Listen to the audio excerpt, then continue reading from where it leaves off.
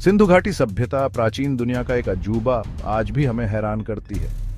लगभग 2600 ईसा पूर्व में फलती फूलती 1900 ईसा पूर्व के आसपास रहस्यमय तरीके से गायब हो गई।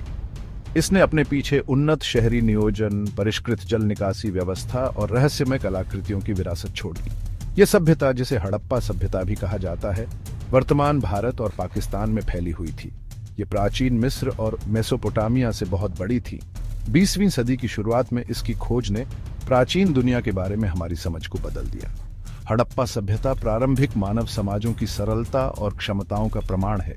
यह हमें इसके रहस्यों को उजागर करने और इसकी उल्लेखनीय उपलब्धियों से सीखने की चुनौती देता है। सिंधु घाटी सभ्यता सिंधु नदी और उसकी सहायक नदियों के उपजाऊ मैदानों में फली फूली।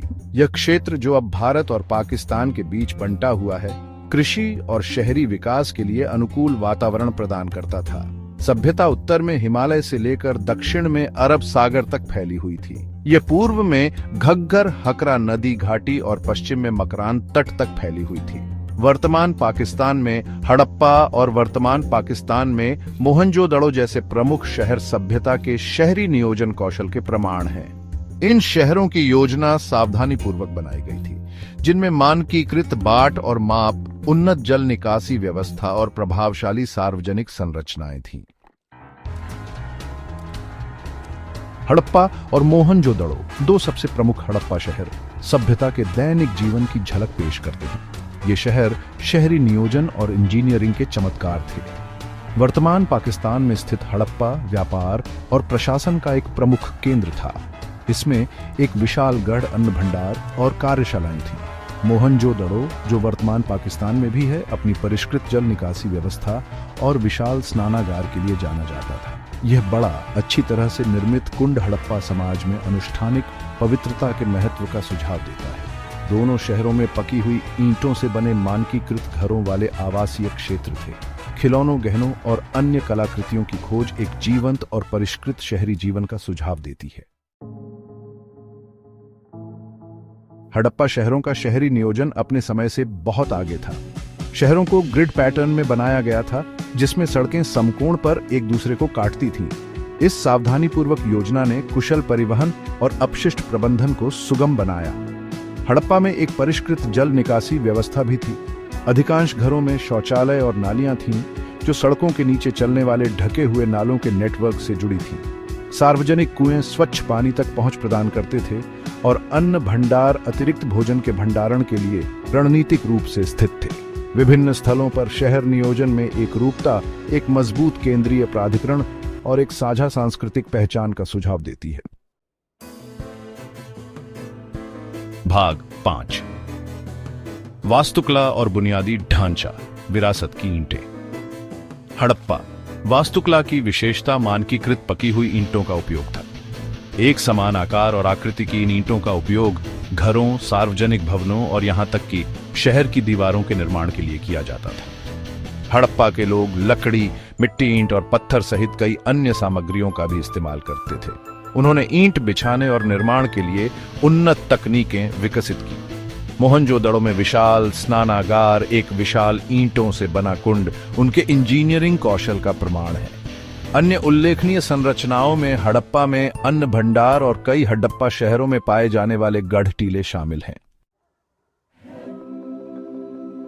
भाग 6, कलाकृतियां और व्यापार, वैश्विक नेटवर्क की फुसफुसाहट। हड़प्पा कुशल कारीगर और व्यापारी थे। उन्होंने मिट्टी के बर्तन, गहने, उपकरण और मुहरों सहित कई प्रकार की कलाकृतियां बनाई। हड़प्पा के बर्तन अपने विशिष्ट आकार और सजावट के लिए जाने जाते हैं। उनकी कलात्मक संवेदनाओं में बहुमूल्य अंतर्दृष्टि प्रदान करते हैं। जटिल नक्काशी वाली मुहरों की खोज लेखन और व्यापार की एक प्रणाली का सुझाव देती है। हड़प्पा के व्यापक व्यापारिक नेटवर्क थे। उन्होंने मेसोपोटामिया, फारस की खाड़ी और अन्य क्षेत्रों के साथ व्यापार किया। लैपिस लाजुली और कार्नेलियन जैसी सामग्रियों से बनी कलाकृतियां, जो सिंधु घाटी की मूल निवासी नहीं है, एक विशाल व्यापार नेटवर्क का संकेत देती है। भाग 7, लिपि सिंधु के रहस्यों को उजागर करना। हड़प्पा सभ्यता के सबसे स्थायी रहस्यों में से एक इसकी लिपि है। मुहरों, मिट्टी के बर्तनों और अन्य वस्तुओं पर पाई जाने वाली यह लिपि अभी तक अनिर्णित है।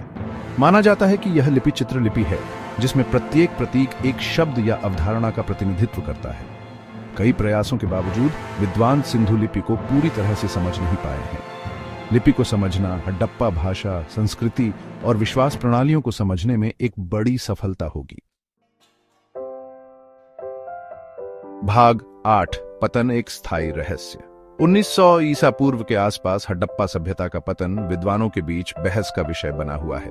कई सिद्धांत प्रस्तावित किए गए हैं, लेकिन सटीक कारण अभी भी अज्ञात है।